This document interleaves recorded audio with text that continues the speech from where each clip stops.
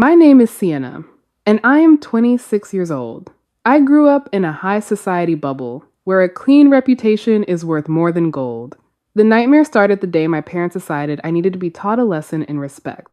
To them, parenting meant absolute control. They went to every major employer in town and branded me a thief. That single, calculated lie choked the life out of my career before I even had a chance to breathe. Have you ever felt like the invisible one in your own family? Or had your own flesh and blood turn against you? Let me know your story down in the comments. I would love to know who is part of our community.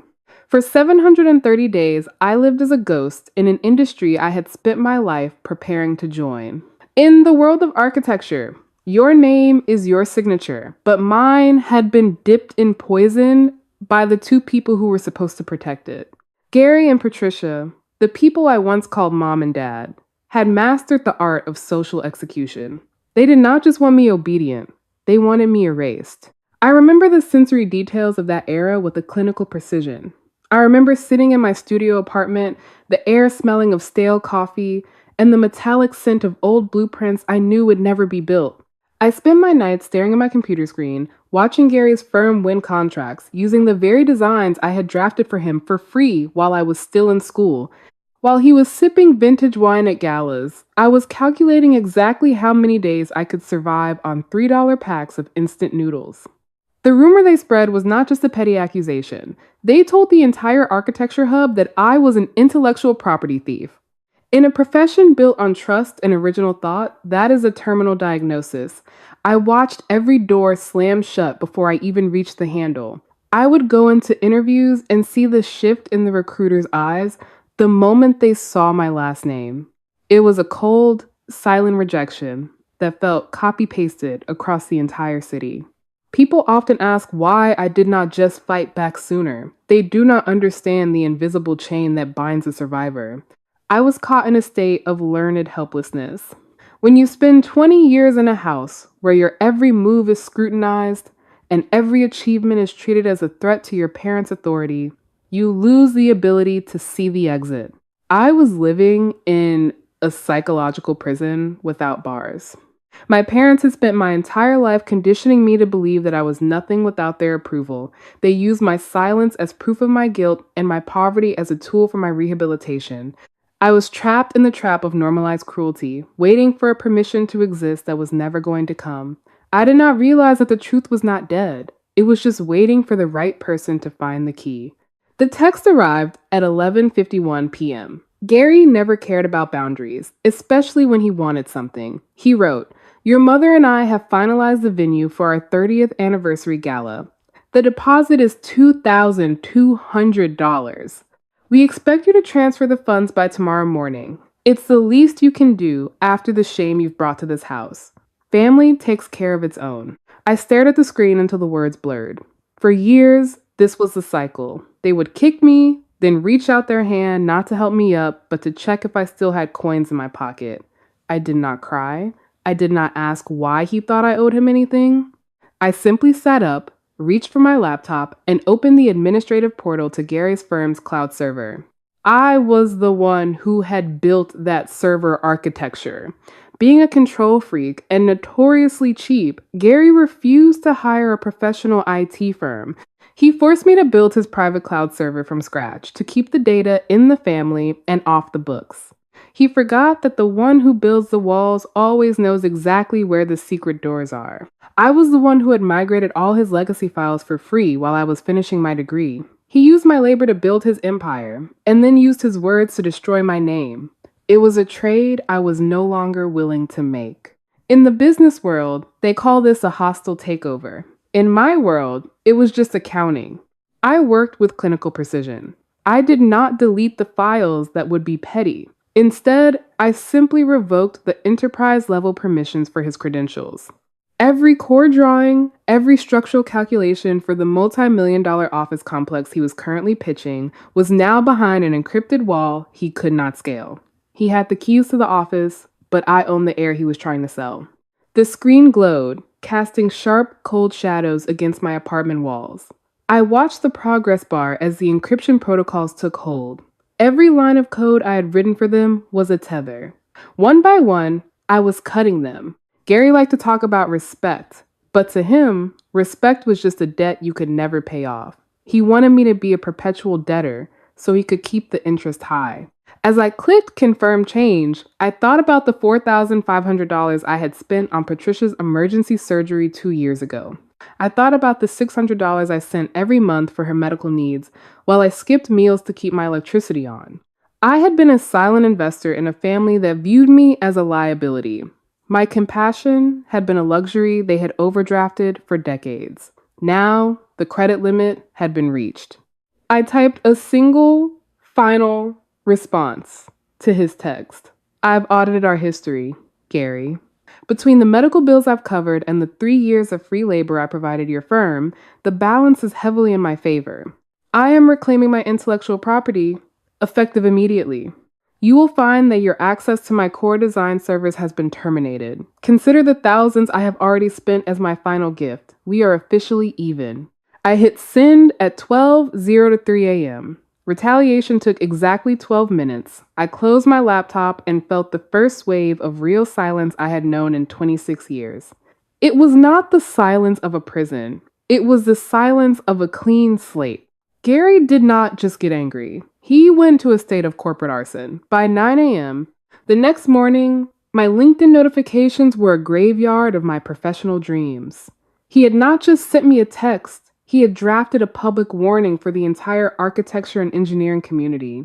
Patricia had shared it within seconds, adding her own layer of maternal grief for her unstable and dishonest daughter, who was allegedly suffering from severe mental issues. The post was a masterpiece of character assassination. They called me a troubled individual who had misappropriated sensitive business data from the family firm. They hinted at mental health struggles to explain away my erratic behavior. In a specialized professional hub like ours, that kind of exposure is not just gossip, it's a social execution. They were trying to ensure that no firm would ever let me near a drawing board again. They were not shocked by what they had done. They were shocked that I had stopped being their silent, useful subsidiary. I sat at my desk, watching the comments roll in. This was the illusion of power from an empty wallet in its purest form. Gary had spent 40 years building a persona based on his position as a pillar of the community. He used his expensive suits and his high-rise office as a shield to hide the fact that his character was a hollowed-out skyscraper.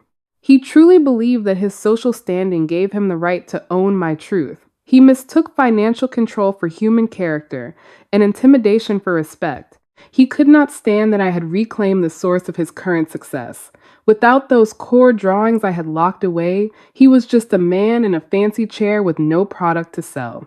His authority was a rented shell, a position he had maintained only by leeching off the efforts of others.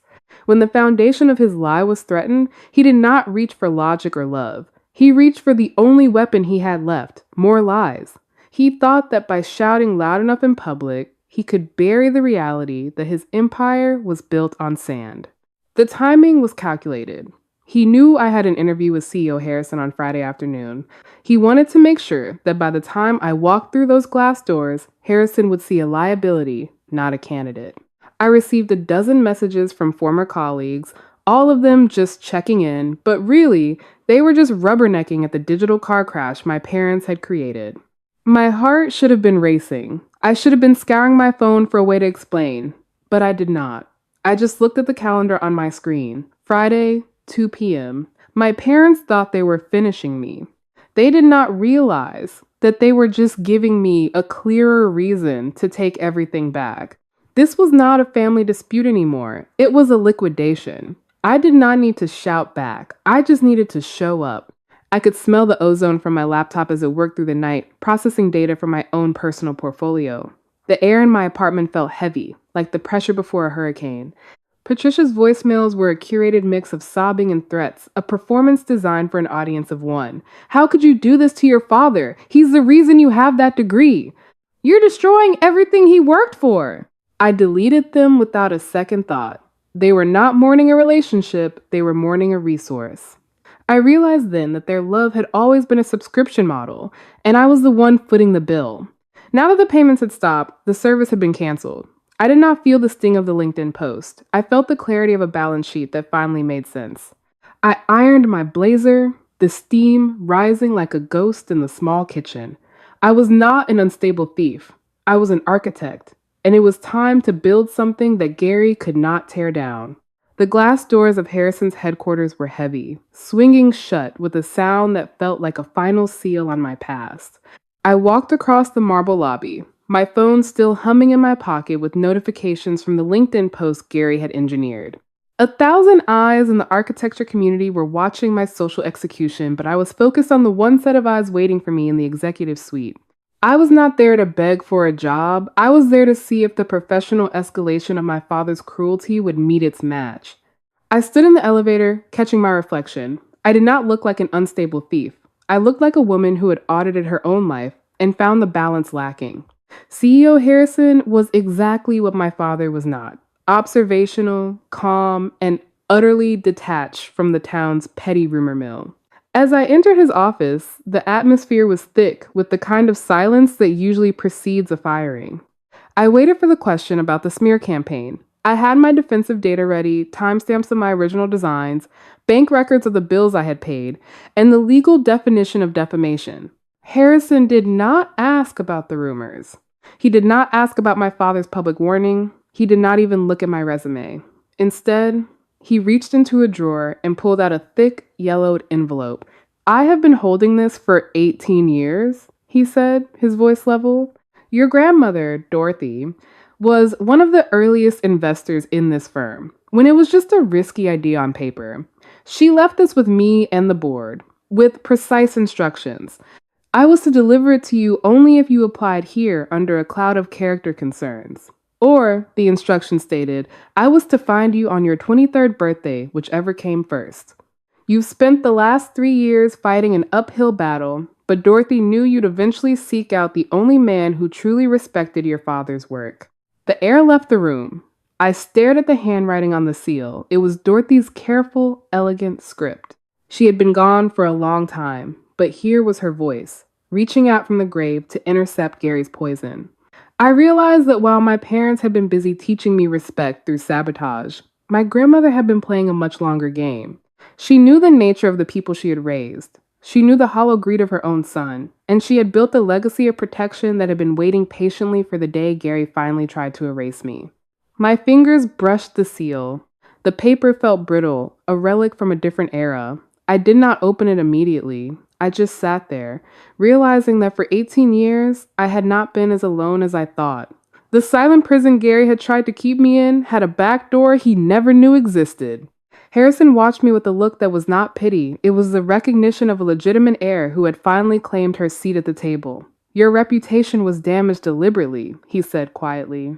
"We have already verified the sources of the rumors. Now, I suggest you read what is inside. It is time you saw the true blueprint of your family empire." I broke the seal with hands that were finally steady. Inside the envelope was not just a letter. It was an autopsy of a crime scene. My grandmother's handwriting was firm, a sharp contrast to the yellowed paper. She wrote that she had seen Gary's greed growing like a parasite. She knew that his lessons and respect were nothing more than a smokescreen for his own panic. Beneath the letter were notarized affidavits and copies of architectural patents. As I flipped through them, the air in the room seemed to freeze. These were not Gary's designs. They belonged to my biological parents, the two architects who died in a car accident when I was only 5 years old. Gary and Patricia had not just taken me in, they had liquidated my heritage. They had exploited a loophole in my parents' living trust, appointing Gary as the sole trustee. This gave him the legal cover to manage every cent of my inheritance with almost no outside oversight, as long as he kept appearances. The documents showed a systematic pattern of forgery. For 18 years, he submitted fraudulent annual accounting reports to the probate court. He used shadow accountants to mask his theft, labeling my stolen millions as maintenance fees and failed investments, while he actually channeled the cash into his own dying firm. He had sold my father's core structural innovations to a competitor to fund the launch of his own firm 18 years ago. He did not build a legacy. He committed a heist. My parents were actually fraudulent guardians who had been living on the interest of a stolen life. The final document was a bank statement for a trust fund Dorothy had quietly established using her own shares of the company. It had been accumulating for 15 years. The current balance of Dorothy's trust alone was $1,500,000, but that was just the beginning. The audit indicated that the total damages from stolen patents and 18 years of diverted royalties exceeded $10 million. $1,500,000 that Gary had been trying to hide by making me look like a common thief. CEO Harrison leaned forward, his voice clinical. Dorothy knew Gary would try to destroy your credibility, to prevent you from ever looking into the firm's origins, he explained.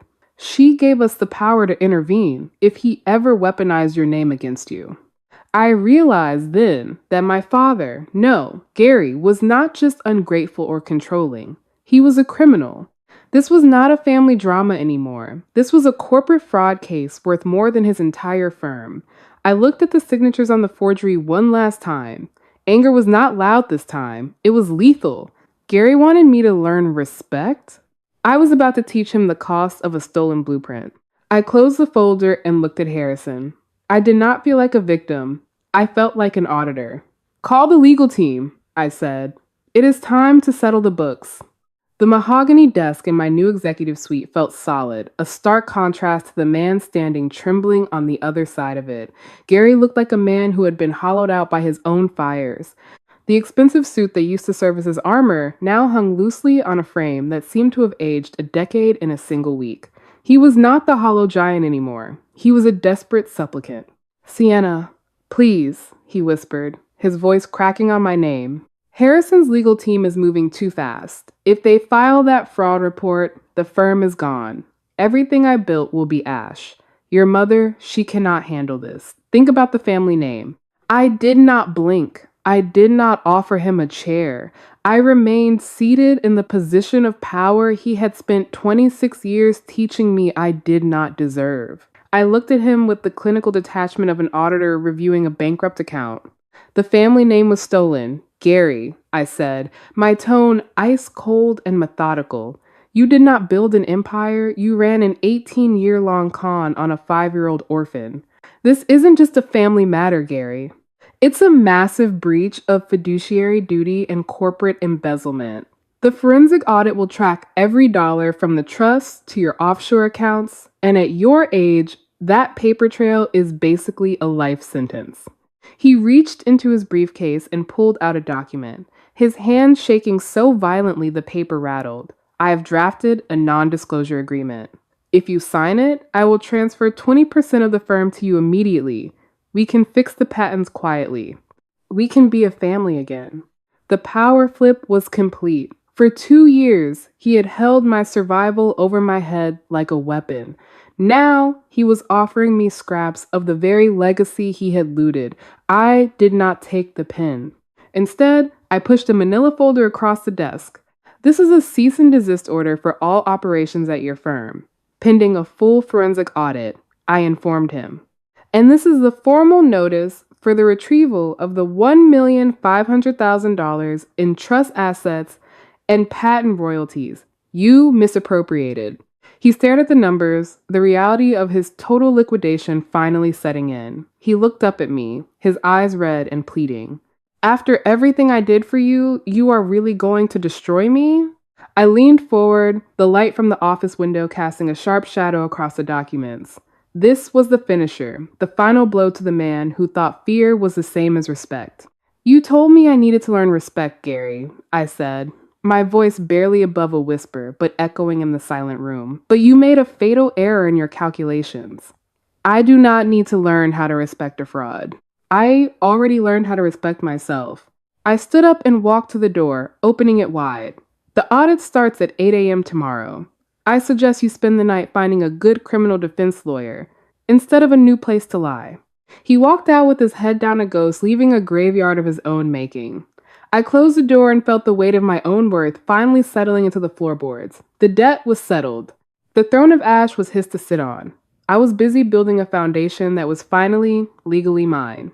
The silence of my new studio is not the heavy, suffocating kind I lived with for 26 years.